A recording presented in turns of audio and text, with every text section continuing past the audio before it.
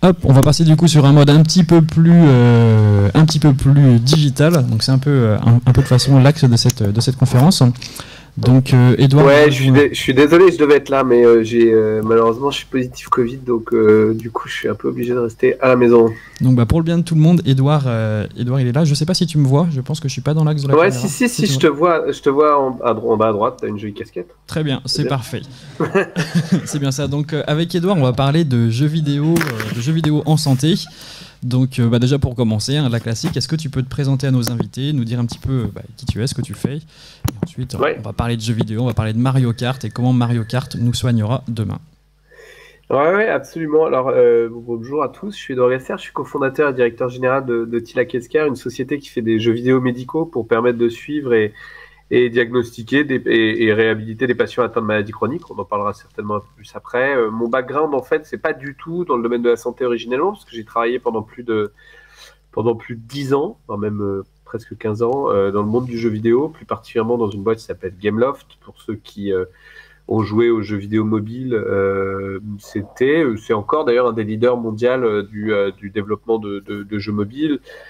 Et j'ai été notamment producteur sur certains jeux comme Despicable Me, Minion Rush, qui était un jeu où on courait avec les petits mignons sur son smartphone, qui a été téléchargé un nombre de fois assez important, plus d'1 milliard de téléchargements, je crois. Donc du coup voilà. Après, moi, j'ai fait une école de commerce, mais j'ai toujours été passionné par la technologie et le divertissement. Et donc en fait, j'ai commencé en tant que chef de projet, producteur, puis ensuite directeur de production.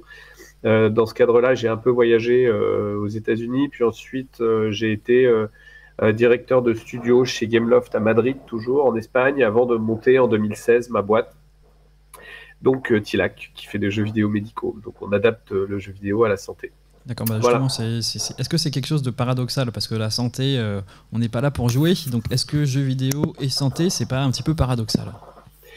Ouais, alors c'est une question qu'on m'a souvent posée. C'est vrai que si on regarde, alors un peu moins maintenant, mais si on regarde la presse sur les 10-15 dernières années, faut voir qu'aujourd'hui le jeu vidéo c'est sans aucun doute le média le plus puissant au monde. Il y a 2,6 milliards de personnes qui jouent quasiment de manière quotidienne aux jeux vidéo dans le monde.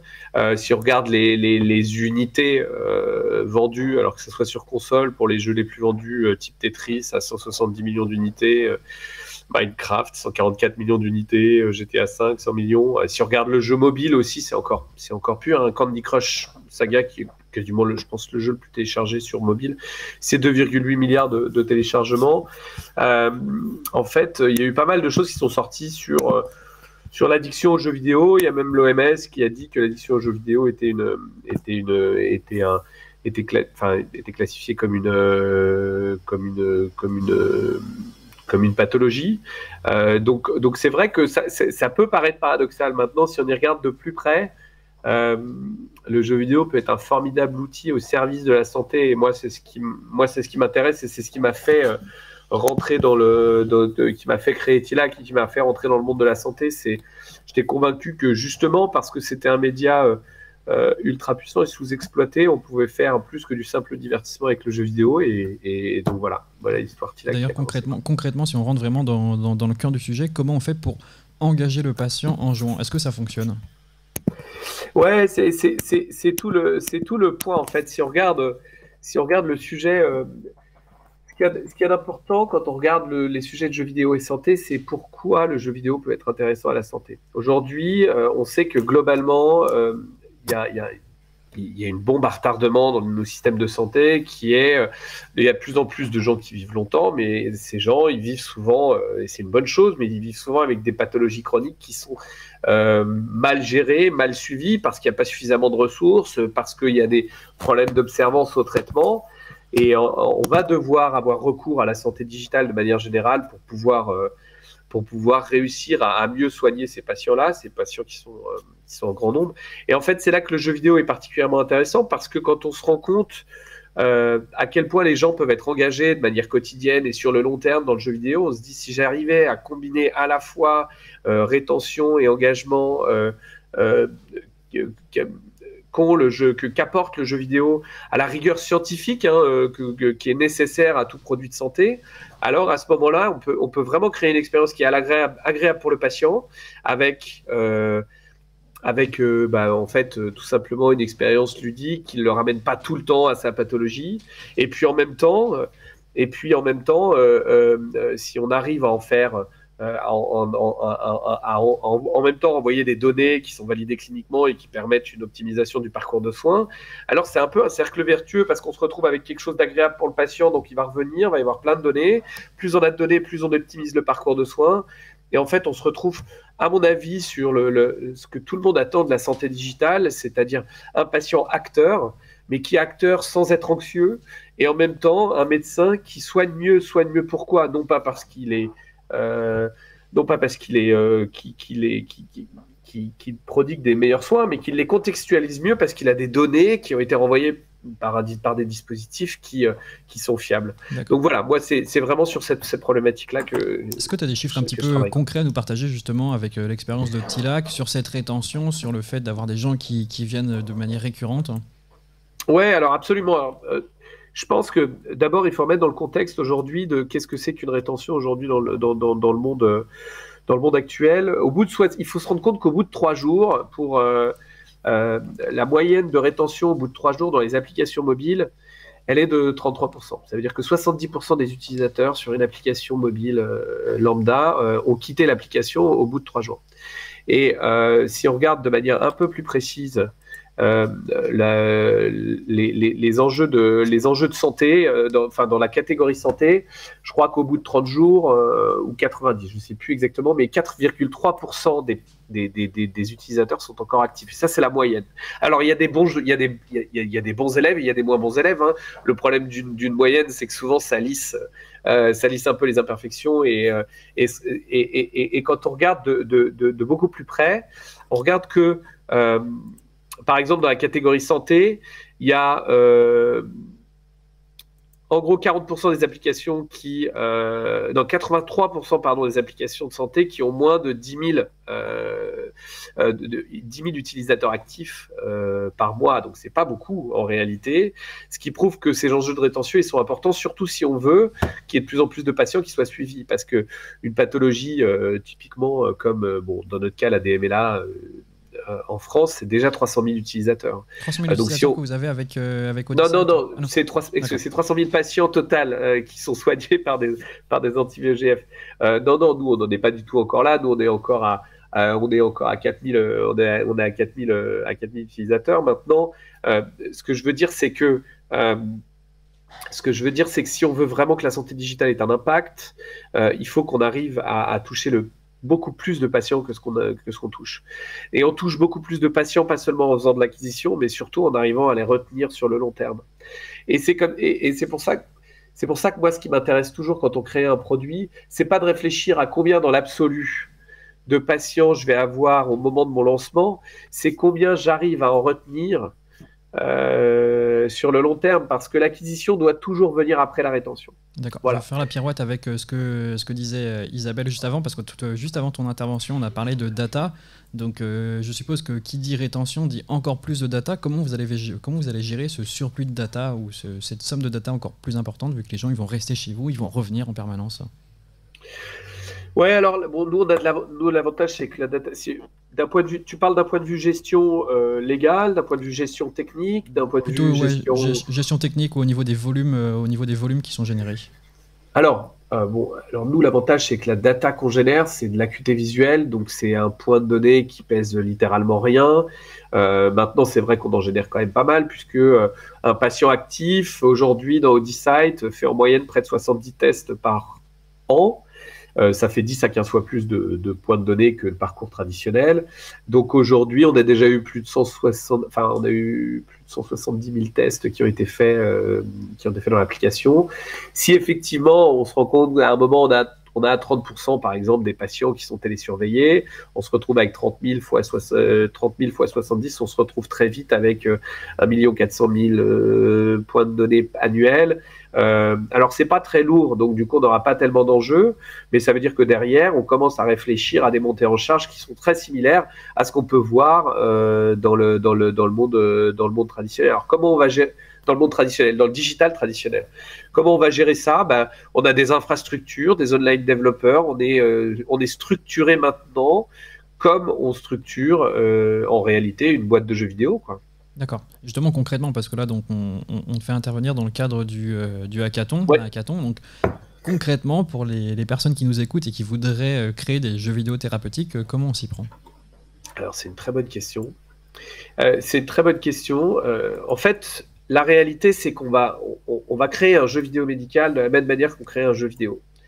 La différence, c'est que quand on fait un jeu vidéo traditionnel, on va choisir notre cible, on va choisir notre genre, et ça va définir les utilisateurs qu'on va avoir. Nous, dans le cas d'un jeu vidéo médical, ces utilisateurs, ils sont déjà définis. Donc, on va déjà faire une analyse de quel est le patient type, typiquement, qui va utiliser l'application. Et en fonction, on va définir le gameplay, on va définir le jeu. Je dis ça parce que nous, c'était très particulier. Hein. On sait d'abord, donc notre premier jeu D-Sight, qui est un jeu qui permet de faire le suivi de vision pour des patients qui sont atteints de maladies des yeux liées à l'âge, comme la DMLA ou la rétinopathie diabétique. C'est une moyenne d'âge de 72 ans. Donc forcément, à prime abord, les gens se sont dit... C'est des personnes qui jouent quand même à 72 ans. Ouais, bon, on va pas les faire jouer à Call of Duty. Par contre, ce qu'il y a d'extrêmement intéressant quand on regarde la démographie de jeux mobiles, on se rend compte qu'il y a plus de joueurs qui ont plus de 50 ans que de joueurs qui ont entre 12 et 30 ans, je crois. Je parle d'un point de vue volume. Donc, c'est quand même une population qui, effectivement, est habituée à jouer. En plus de ça, a du temps pour jouer et aime le jeu de manière générale. C'est juste qu'ils ne vont pas jouer aux jeux auxquels les 12-30 ans jouent. Ils vont jouer à des jeux qui sont un petit peu différents. En l'occurrence, c'est des jeux souvent qui sont cognitifs, des jeux de stratégie, des jeux, des jeux, des puzzles, des jeux de cartes, il y a énormément de styles de jeux différents. Après, nous, on a analysé, on avait une population cible de 72 ans, on s'est dit quel est le style de jeu qui fonctionne le mieux. Alors, on a choisi le puzzle en l'occurrence. En plus de ça, on a travaillé avec des orthoptistes et des optométristes pour définir quelque chose qui allait avoir un vrai impact sur les stratégies visuelles des gens. Donc, c'est un jeu où il y a de la reconstitution d'images en 3D. Par contre, c'est un jeu qui est structuré exactement comme Candy Crush, c'est-à-dire qu'il y a une saga map avec des niveaux qui vont s'adapter en fonction du niveau de patient. Donc, moi, ce que je dis toujours, c'est que pour construire son jeu médical, il faut d'abord définir sa cible, il faut définir bien évidemment la pathologie, il faut comprendre la pathologie, pour ensuite donc identifier, définir et ensuite élaborer. Il y a du storytelling, c'est important. Je vais prendre un exemple très, très concret qui est Candy Crush. Candy Crush, la manière dont ils ont fait le jeu, ils se sont rendus compte qu'il y avait un gap tout simplement dans le jeu vidéo sur mobile concernant ce qu'on appelle les puzzle match 3, c'est-à-dire une sorte de puissance 4 un peu évoluée. Et en fait, la population cible, c'était la femme active de 35-45 ans qui est mobile addict. Donc à partir de là, ils ont choisi les mécaniques match 3. C'est une mécanique extrêmement simple, hein, c'est aligner des symboles. Et puis, quand plus on aligne de symboles, plus on a de points. Donc ça, c'est la mécanique de base. En revanche, ce qui est intéressant, c'est d'avoir une mécanique extrêmement simple et puis ensuite d'ajouter de la profondeur avec des nouveaux game modes, avec encore plus d'options, avec des power-up. Enfin, là, je fais du design 101, mais c'est extrêmement important si on veut avoir de la rétention sur le long terme, de commencer avec une mécanique de jeu qui est extrêmement simple, parce qu'il va y avoir une learning curve qui est relativement rapide au début, qui va permettre à l'utilisateur, en l'occurrence, de très rapidement prendre en main le jeu, donc de s'amuser. D'ailleurs, vous le voyez, hein, je ne sais pas si vous avez joué, je vais poser la question, qui a déjà joué à Candy Crush dans la salle? Je vais te dire... Bon, il y a beaucoup de monde je pense que c'est 75% de la salle qui a déjà joué à Candy Crush. Voilà, donc il n'y a pas de surprise. Et vous avez certainement vu que les 5 premières minutes du jeu, c'est absolument incroyable. Hein. Si vous avez un diabète, il est fort probable qu'il vous arrive quelque chose. On vous met des confettis de partout, on vous dit à quel point vous êtes exceptionnel, vous pouvez pas rater. Enfin, c'est un truc assez enivrant. Et je pense que c'est ces 5 minutes-là qui sont importantes parce que, comme je le disais tout à l'heure, les sessions de jeu comme je le disais tout à l'heure, on perd 70% des utilisateurs dans les 3 premiers jours, donc cet onboarding, il est important. Il ne faut pas faire des choses trop complexes, il faut faire un gameplay qui est très simple à la base et construire autour, parce que l'utilisateur va avoir le sentiment d'évoluer très rapidement. Et puis après, vous ne voulez pas qu'il perde ce sentiment d'évolution, vous ne voulez pas qu'il ait l'impression de perdre la notion d'expertise qu'il vient d'appréhender. Et après, la manière dont on construit le design, c'est une succession d'accomplissements, de frustration, puis d'accomplissement, puis de frustration, puis d'accomplissement. Et en fait, la courbe linéaire d'évolution, la courbe moyenne d'évolution de la difficulté, elle est linéaire, mais en fait, si vous regardez les niveaux un par un, ça fait de manière sinusoïdale. Voilà, donc ça, c'est des mécaniques qui s'adaptent très bien au jeu vidéo médical, si ce n'est qu'à la différence, on va vraiment choisir un jeu en fonction de la pathologie et de la population cible. Nous, c'est ce qu'on a fait sur Odysseid. Pour que les spectateurs comprennent bien, parce que du coup, on peut pas augmenter la difficulté d'un test de vision. Donc du coup, en fait, oui, c'est justement l'articulation entre le jeu et le test. Du coup, c'est plus tu joues, plus tu peux faire de tests, ou plus tu fais de tests, plus tu as de points pour jouer. Alors ça, c'était une problématique qu'on a eue nous, qu'on n'a pas forcément dans tous les jeux vidéo médicaux, mais nous, on avait une problématique qui était, on a un test de vision, il faut absolument que ce test de vision il soit normé pour pouvoir avoir la reproductibilité du test et pour que la donnée soit cohérente et non variable d'un test à l'autre, d'un jour à l'autre.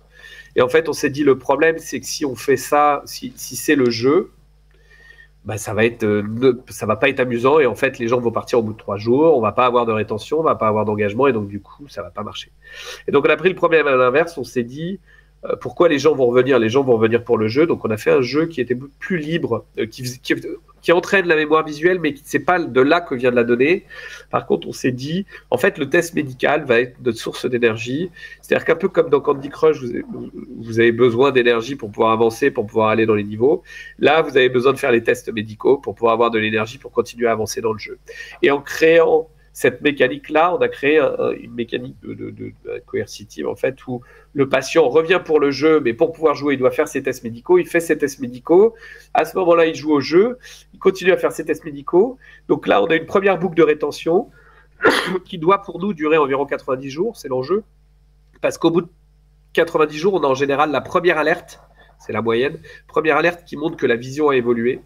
Et là, si vous voulez, il y a une deuxième boucle de rétention qui est plus liée au médical, où le patient s'est rendu compte que jouer, faire ses tests, lui envoyer une alerte, a optimisé son parcours de soins. Et donc, à ce moment-là, après, il est onboardé et il reste dans l'application le plus longtemps possible. Et on continue quand même à lui fournir du nouveau contenu, du jeu, pour qu'il continue à s'amuser. Mais clairement, au bout de 90 jours, en général, il est dans l'application parce qu'il se rend compte que ça lui fait du bien et que ça préserve sa vision le plus longtemps possible. Parce que là, du coup, on est sur la partie diagnostique, mais est-ce que plus tard, vous allez imaginer justement une partie thérapeutique où vous allez donner des exercices de vision où la personne va pouvoir renforcer sa vision en plus de se faire diagnostiquer le plus tôt possible? Ah ouais, alors on travaille de manière très itérative, c'est-à-dire qu'effectivement, l'enjeu premier, c'était suivre la vision et s'assurer qu'on arrivait à envoyer depuis le domicile du patient sur le plus de téléphones possible. Voilà, une donnée qui était fiable. Donc c'était le premier enjeu. Maintenant, tu as raison, on regarde très vite, on regarde les corrélations entre le jeu, entre ce que permet le jeu au niveau de l'acuité visuelle du patient. Et on espère, c'est sûr, on travaille beaucoup là-dessus, que le jeu va pouvoir permettre potentiellement d'améliorer ou en tout cas de renforcer certaines phases de rééducation. Alors je ne sais pas si ça sera dans la vision, mais on réfléchit déjà à d'autres types de jeux, notamment dans le domaine de l'anxiété, dans le domaine des addictions aussi, où le jeu sera la molécule. D'accord. Ça, c'est la vision finale, mais ça prend du temps de faire du prototypage et de la R&D sur ces choses-là. D'accord. Et donc, je sais, c'est vrai qu'on l'a peut-être pas dit en introduction. Non, je crois qu'il me semble que vous avez levé 10 millions d'euros avec Tilac. Ouais, un peu. Alors, en plusieurs fois, on a levé en tout, on a levé 12 millions d'euros. D'accord. Donc, c'était pour te poser la question de savoir comment tu continues à améliorer la production et justement comment cet argent t'aide à améliorer la production. Alors, nous, ce qui s'est passé, c'est qu'on a eu, je dirais, la première levée, c'était vraiment pour passer de l'idée au prototypage et je dirais à la version bêta du jeu. Donc, c'était les 2,5 millions d'euros. L'enjeu était d'arriver au marquage CE et de commencer à faire une phase pilote en France. Ça a bien marché. Ça, c'était jusqu'en septembre 2018. Et après, on a fait une autre levée de 4 millions d'euros qui était pour faire le lancement commercial en France pour pouvoir véritablement développer, avoir plus de patients, avoir plus de données, faire des études comparatives cliniques aussi pour pouvoir aller chercher justement plus de valeur et montrer l'impact que le dispositif pouvait avoir sur le parcours de soins. Ça nous a permis aussi de sécuriser un premier deal de copromotion commerciale en France pour toucher plus de médecins. Et en parallèle, effectivement, on a investi dans une équipe support et dans une équipe qu'on appelle de Live Operations, qui est responsable de continuer à engager les patients, les médecins et d'améliorer le produit pour pouvoir faire vivre en fait le dispositif qui soit pas figé. Et l'année dernière, on a fait une levée donc de 7 millions. Pour là, c'est l'internationalisation et la diversification. D'accord. Donc, pour répondre à ta question, pardon, parce que je me suis un peu éloigné, la manière dont on fonctionne, c'est une fois qu'on a fait notre bêta, c'est un travail très itératif où en gros on va faire une update tous les 3-4 mois qui est en général basée sur l'analyse des données, parce qu'on a énormément de trackers dans l'application, l'analyse des données de rétention, d'engagement, aussi l'analyse des données. Tout ça, c'est des données agrégées, anonymisées. Je préfère être très précis parce que sinon ça peut porter à confusion. Et on analyse en gros les difficultés qu'ont les gens à avancer dans le jeu, on analyse comment le jeu a eu un impact sur le parcours de soins et on améliore constamment. On éduque aussi beaucoup les professionnels de santé, on les forme en fait, plus que de l'éducation, mais c'est de la formation à ce qu'ils peuvent attendre du digital pour pouvoir mieux entraîner, pour pouvoir mieux aussi expliquer comment va fonctionner le dispositif. Et puis, en fait, c'est ce que j'appelle une boucle d'engagement. Hein. C'est ces données terrain qui nous permettent d'améliorer le produit. On fait une mise à jour, on analyse. Enfin, c'est une constante analyse de données quantitatives basées sur les trackers qu'on a au sein de l'application et qualitatives, c'est les retours terrain, patients et médecins qu'on peut avoir. D'accord. Tout à l'heure, dans cette salle, on a eu le plaisir d'accueillir Aya Labria, donc la CEO de MoveCare, Ouais. donc la première thérapie digitale remboursée en France. Et une grosse question, qu'en est-il justement du remboursement potentiel de jeux vidéo thérapeutiques ? Eh ben, écoute, c'est une très bonne question. On vient de l'annoncer, on a été le premier jeu mobile de Vision à obtenir un article 51 qui est un remboursement en fait. C'est pas le remboursement de droit commun, mais qui est une expérimentation de remboursement. Ce qui est très intéressant, c'est que il va y avoir un remboursement pour le dispositif où en fait on va être rémunéré 265 € par an par patient. Qui seront suivis par Odysite. Mais le point sur lequel nous on a beaucoup débattu, c'était de s'assurer qu'on allait avoir un acte associé justement à l'utilisation de cette solution pour les ophtalmos. Pourquoi ? Parce qu'après 2 ans de terrain, on s'est rendu compte qu'un des principaux points d'achoppement à l'utilisation de solutions digitales dans le parcours de soins, c'est que les professionnels de santé ne sont pas suffisamment nombreux, n'ont pas suffisamment de temps. Et que la seule manière de vraiment avoir un impact sur le long terme et réussir à insérer les outils digitaux dans les parcours de soins, c'est de leur donner le temps. Et pour leur donner le temps, il faut bien évidemment qu'il y ait une rémunération en fait en face. Parce que sinon, ils vont pas avoir le temps. Donc aujourd'hui, les médecins vont pouvoir prendre le temps grâce justement à cette rémunération, vont pouvoir prendre le temps de faire de l'éducation thérapeutique comme il se doit et ensuite suivre leurs patients correctement avec nos outils et avec une rémunération avancée. Je pense que ça, c'est une vraie avancée. Et on s'est battu 2 ans pour avoir ce remboursement. D'accord. Petite, il me reste encore, je pense, deux grosses questions pour terminer, parce que justement, comme tu sais, donc on va lancer le hackathon, tout à l'heure, et je voulais te poser la question de savoir tout simplement si tu vois des champs thérapeutiques sur lesquels il faut aller avec le jeu vidéo, des perspectives que tu vois. Quelle vision de l'écosystème tu as par rapport aux jeux vidéo en santé ? Moi, je pense que le jeu vidéo peut être utile partout. Je pense qu'en fait, c'est même pas une réflexion, c'est même pas histoire de se dire ça peut être sympa. C'est que la réalité, c'est qu'aujourd'hui, la plupart des manières dont on interagit avec les marques, dont on interagit avec les outils, c'est déjà gamifié. Il y a déjà des notions de reward, d'achievement. Donc, je pense que globalement, le jeu vidéo a sa place partout. Maintenant, c'est vrai qu'il y a des domaines où le jeu vidéo, je pense, assez naturellement va avoir un impact fondamental parce que il peut être un vrai relais aux enjeux thérapeutiques auxquels on fait face. C'est en santé mentale. Santé mentale, ok. En santé mentale, il y a énormément à faire, dans les neurosciences de manière générale.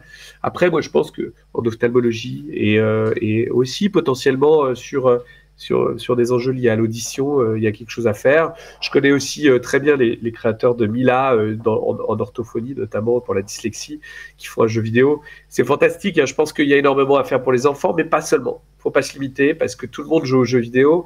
Et on le voit, nous, la rétention dans Odysite, elle est comparable à celle d'Instagram. On a des moyennes d'âge de 72 ans et les gens viennent tous les 2-3 jours. Et ils viennent tous les 2-3 jours parce qu'ils aiment le jeu.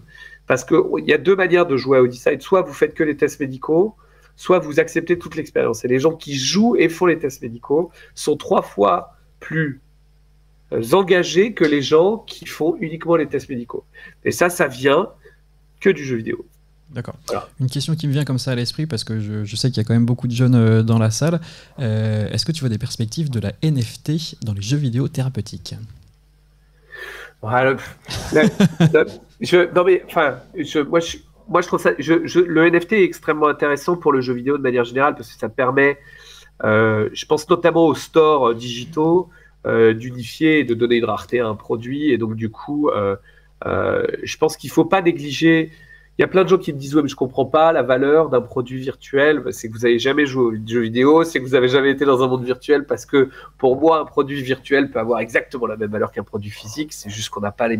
C'est juste que pour certains, avoir un skin dans Fortnite, c'est plus important que d'avoir une Audi A4, quoi. Enfin, vraiment, aujourd'hui, c'est le monde dans lequel on vit. Donc, je pense qu'il y a énormément de choses à faire avec le NFT dans le jeu vidéo, ça c'est sûr. J'y ai pas encore réfléchi dans le domaine de la santé. Je pense qu'il y a quelque chose à faire de manière... Alors, c'est une vraie question concernant plutôt la blockchain, l'unicité des données. Maintenant, les NFT en tant que tels, et jeux vidéo et santé, je sais pas, mais il y aura... Enfin, moi, je suis déjà ringard, quoi. Enfin, je pense qu'il y a déjà des gens qui pensent à des choses incroyables. En tout cas, je pense que oui, c'est possible. Je pense que le NFT et les jeux vidéo, en réalité, c'est là que ça va s'exprimer le mieux. On le voit avec Sora. C'est le meilleur cas d'usage pour les NFT aujourd'hui. Mais il y en aura d'autres. Et peut-être, effectivement, les jeux vidéo en santé. Peut-être dans Odysite, mais c'est pas prévu pour les 6 prochains mois. Je vais regarder s'il y a des questions dans la salle. Est-ce que vous avez des questions à poser à Edouard qui viendrait à l'esprit par rapport aux jeux vidéo en santé ? Donc, pas de questions. Peut-être une dernière grosse question, justement, quelles vont être les prochaines étapes pour Odysite et pour toi avec Tilak ? Pour Odysite, là, c'est le remboursement, donc c'est vraiment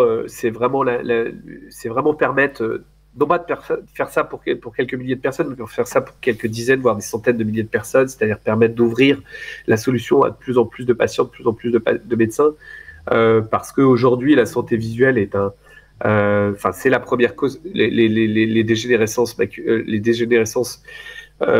maculaires liées à l'âge ou les maladies des yeux liées à l'âge sont la première cause de cécité dans le monde. Clairement, c'est le premier objectif. Ensuite, c'est de devenir, je pense, la solution numéro 1 de suivi de vision à domicile par le jeu vidéo, bien évidemment. Et puis après, d'aller élargir à d'autres pathologies. Et effectivement dans le domaine de la santé mentale, mais pas seulement. Je pense qu'il y a vraiment quelque chose à faire. C'est une nouvelle forme de médecine, et j'espère que Tilak en sera un des pionniers, quoi. Voilà. Merci beaucoup en tout cas pour cette présentation. Et puis si on a des projets de jeux vidéo qui émergent pendant le hackathon, on n'hésitera pas à les envoyer vers toi. Merci beaucoup Edouard pour ton temps et surtout remets-toi bien et au plaisir de échanger avec toi très prochainement. Merci à tous. Bonne fin de conférence. Au revoir.